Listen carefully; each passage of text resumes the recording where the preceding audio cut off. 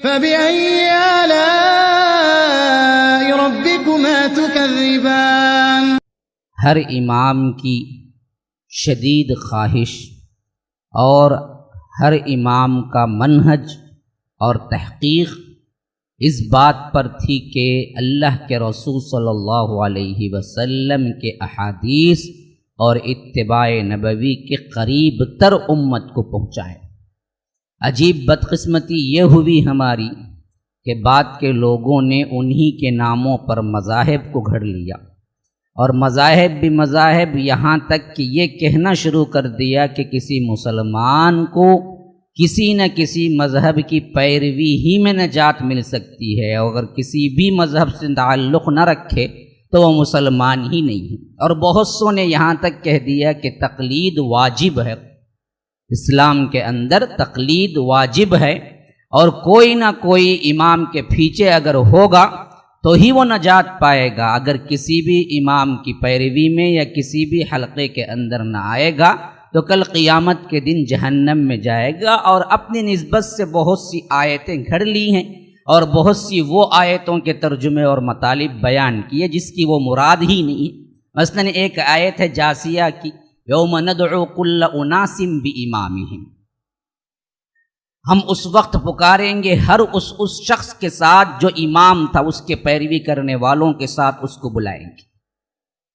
اب دیکھیے یہاں پر جو امام لفظ ہے وہاں کا معنی ہے جو شر میں خاص کر امام بنا۔ فرعون کے تابع جو تھے کہ فرعون وہ اپنے لشکر کو لے کے آئے گا، حامان کی پیروی کرنے والے تھے، قارون کی پیروی کرنے والے تھے، برے انسانوں کے حساب سے جو آگے بڑھ کے شر کو پھیلانے والا تھا بندہ، اسی کے ماتحتی میں اس کے گروہ کو بلایا جائے گا۔ آگے پیچھے کی آیات پڑھ کے دیکھیں، تسلسل تو یہ ہے، وہاں پر لفظ امام مسجد کا امام بھی نہیں بنایا گیا ہے، وہاں لفظ امام نہ ابو حنیفہ اور امام مالک اور امام شافعی، امام احمد بن حنبل رحمہم اللہ مراد ہیں۔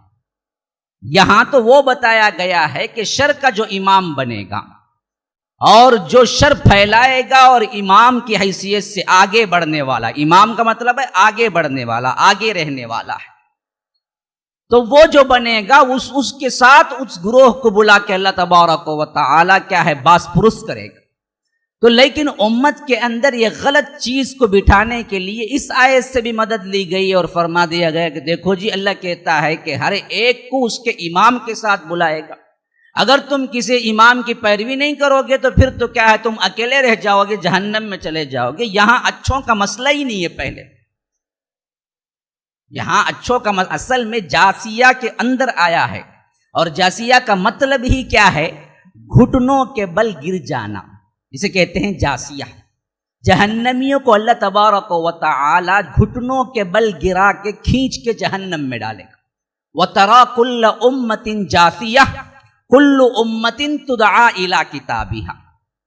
اسی جاسیہ کے اندر یہ آیت آئی ہے کہ تم دیکھو گے جو اللہ کے نافرمان امتیں ہیں، اللہ ان کو گھٹنوں کے بل نیچے ڈالے گا اور ان کو کھینچتے ہوئے بلائے گا۔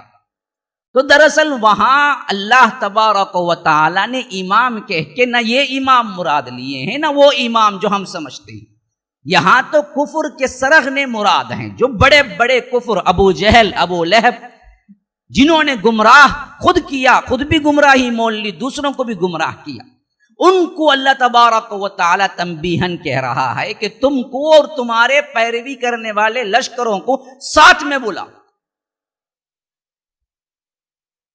یہ چیز کو لے آ کے ہمارے اماموں کے لیے فٹ کر کے عوام کو دھوکہ دینا، جہاں مضمون ہی نہیں ہے وہاں سے نکال لینا، یہ بالکل غلط بات تھی۔ اسی لیے میں نے ائمہ اربعہ کی پوری سیرتیں جب بھی رکھا، سیرت صرف بیان نہیں کی کہ آپ قصے سن کے چلے جائیں، میں نے سیرت اس وضاحت کے ساتھ رکھا کہ اس سیرتوں کے اندر ہمیں ملتا کیا ہے۔ ہر امام نے اپنے پہلے امام سے شاگردگی اختیار کی، ہر امام نے اپنے پہلے امام سے روایتیں اختیار کی، ہر امام اپنے پہلے امام کو استاد مانتے رہے، ہونے کے باوجود بھی یہ الگ کیوں نکلا مذہب؟ اگر پیروی کرنا تھا تو ابو حنیفہ سے ہی رک جانا چاہیے تھا، پھر شافعی کیوں آئے؟ اور شافعی نے اپنا کل وقت سب سے بڑا امام مالک کو مانا، لیکن امام مالک سے ہٹ کے پھر شافعی مذہب کیوں بنا؟ تو وہ بھی غیر مقلد ہوئے، انہوں نے بھی اپنے طور پہ الگ مذہب بنا ڈالا۔ تو مسئلہ کیا تھا؟ امام مالک تک جو چیزیں نہ پہنچ سکی جو امام شافعی کو پہنچی، انہوں نے کیا کیا؟ اس میں اختلاف کیا کہ نہیں، اللہ کے رسول سے قریب تر چیز یہ ہے، میں نے امام کے پاس پڑھا ہے، میرے بڑے امام ہیں وہ، لیکن پھر بھی اللہ کے رسول کی حدیث آ جائے تو میں کسی کی پیروی کرنے والا نہیں۔ یہ بتانے کے لیے وہ الگ ہوئے بہت سے مسائل میں جو شافعی مذہب کی بنیاد پڑی۔ اب امام شافعی کو دیکھ لیجئے، ان کے سب سے خاص الخاص شاگرد امام احمد بن حنبل، حتیٰ کہ اتنے بڑے کہ وہ اگر سوار ہوتے تو پیدل ان کے گھوڑے کی باک پکڑ کے چلتے تھے۔ لیکن پھر مذہب حنبلی کیوں وجود میں آیا؟ تو وہ بھی غیر مقلد ٹھہرے۔ کیوں امام شافعی کی پیروی نہیں کر لی؟ شافعی کیوں نہیں کہلائے؟ اس وجہ سے انہوں نے دیکھا کہ امام شافعی تک جو حدیثیں نہیں پہنچی ہیں، جس میں انہوں نے مسائل میں خطا کیے، مجھ تک پہنچ گئی ہیں، میں نہیں کروں گا، تو حدیث سے قریب تر لانے کے لیے اپنے خلاف ہی، اپنے امام کو، اپنے استاد کے خلاف ہی مسائل کو لے آئے۔ جب انہوں نے دیکھا کہ وہاں تک میری بات پہنچی ہے، ان تک نہیں پہنچی ہے، تو ہر امام نے دراصل کتاب و سنت سے قریب لانے کے لیے ہی آگے بڑھنے کی وجہ سے یہ مذاہب ہی بنے، ورنہ تو سب شاگرد استاد کا تعلق ہے۔ تو پیروی کیوں نہیں کر لی؟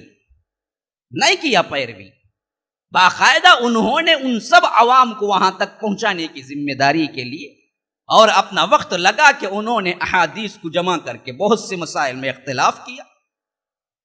جب امام کی پیروی واجب ہوتی تو امام احمد بن حنبل غیر مقلد ہو گئے، امام شافعی غیر مقلد ہو گئے۔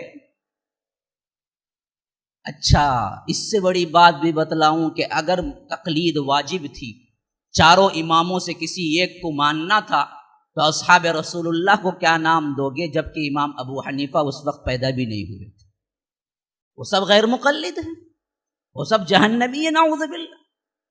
کوئی اگر یہ ایمان رکھتا ہے تو پھر تو وہ مسلمان بھی نہیں ہے۔ اصحاب رسول اللہ تو وہ ہیں جن کو اللہ نے بار بار کہا ہے کہ وہی ہیں جو اصل حقدار ہیں جنت کے وارث۔ اولئک هم الوارثون الذین یرثون الفردوس ہم فیہا خالدون، یہ ہیں وہ وارثین جو اللہ کے رسول صلی اللہ علیہ وسلم کے صحابہ ہیں، یہی ہیں جو جنت میں جائیں گے، جن کے لیے فردوس کو ہم نے بنایا ہے، ہم فیہا خالدون، اس میں ہمیش ہمیش رہیں گے وہ لوگ۔ کتنی جگہ اللہ تبارک و تعالی نے اصحاب رسول اللہ صلی اللہ علیہ وسلم کو جنت کی بشارت دی ہے۔ السابقون الاولون من المہاجرین والانصار والذین اتخذوهم باحسان رضی اللہ عنہم ورضوا عنہ، اللہ ان سے راضی، وہ اللہ سے راضی۔ سورہ بینہ کے آخری میں فرمایا رضی اللہ عنہم ورضوا عنہ ذالک لمن خشی ربہ، اللہ ان سے راضی، وہ اللہ سے راضی، ان کے لیے جنات ہیں، ان کے لیے باغات ہیں جن کے نیچے نہریں بہ رہی ہیں۔ اور صحابی وہ بھی ہے جو ایک مرتبہ اللہ کے رسول کو دیکھا ہو، صحابی وہ بھی ہے جو 1 منٹ کے لیے دیکھا ہو۔ صرف ابو بکر صحابی نہیں ہے، صحابہ میں تو وہ بھی آتے ہیں جو 1 سیکنڈ کے لیے ہی اللہ کے رسول صلی اللہ علیہ وسلم سے ملاقات یا دیکھا ہو، تو 1 سیکنڈ کا دیکھنا اس کے لیے جہنم کو حرام کر دیتا ہے۔ طوبیٰ لمن رآنی ومن رآ من رآنی، اللہ کے رسول نے کہا کہ خوشخبری دے دو اس کو جس نے مجھے دیکھا، اور اس کے لیے بھی خوشخبری ہے جس نے مجھے دیکھے ہوئے کو دیکھا۔ تابعین کے لیے بھی ہے، جس نے صحابہ کو دیکھا اس کے لیے بھی خوشخبری ہے۔ تو نہ تابعین کے زمانے میں امام ابو حنیفہ رحمہ اللہ ہے، نہ صحابہ کے زمانے میں امام ابو حنیفہ رحمہ اللہ، تو پھر تو کیسے ان کا مرحلہ کیسے پار ہوگا؟ وہ کون تھے؟ حنفی تھے، شافعی تھے، مالکی تھے، حنبلی تھے؟ وہ تو کوئی بھی نہیں تھے۔ جب وہ کوئی بھی گروہ سے تعلق نہیں رکھتے تھے، جنت کے حقدار تھے، تو آج کیوں نہیں کوئی بھی گروہ سے تعلق رکھنے والے جنت کے حقدار نہیں ہو سکتے؟ یہ عجیب مسئلہ گھڑ کے آپ نے واجب تک پر کہہ دیا، عوام کو یہاں تک کر دیا کہ کسی بھی حلقے کی کیا ہے پٹا آپ کے گردن میں پڑا ہو تو جنت میں جاؤ گے یا تو نہیں. یہ سب علماء کی کاہلی اور سستی تھی کہ انہوں نے باقاعدہ کتاب و سنت کو پڑھ کے عوام کی رہنمائی کرنے کے بجائے ان کتابوں پر تکیہ کرنے لگے جو ان کے لوگوں نے ان کے بڑوں نے لکھ کے چلے گئے. اسی لیے صاف کہتے ہیں شاہ ولی اللہ محدث دہلوی کہ یہ امام جو بھی ہیں انہوں نے سستی اور کاہلی کی کہ کتاب و سنت سے پڑھ کے مسائل کو اخذ کر کے وہ کتاب و سنت سے پڑھ کے عوام کو پہنچانے کی ذمہ داری کو چھوڑ کے جو ان کے بڑے لکھ کے چلے گئے تھے اسی کو کیا ہے رٹتے چلے گئے اور کہتے چلے گئے کہ فلاں کتاب میں یوں ہے. کتاب و سنت کو پڑھنے کا ذوق چلا گیا.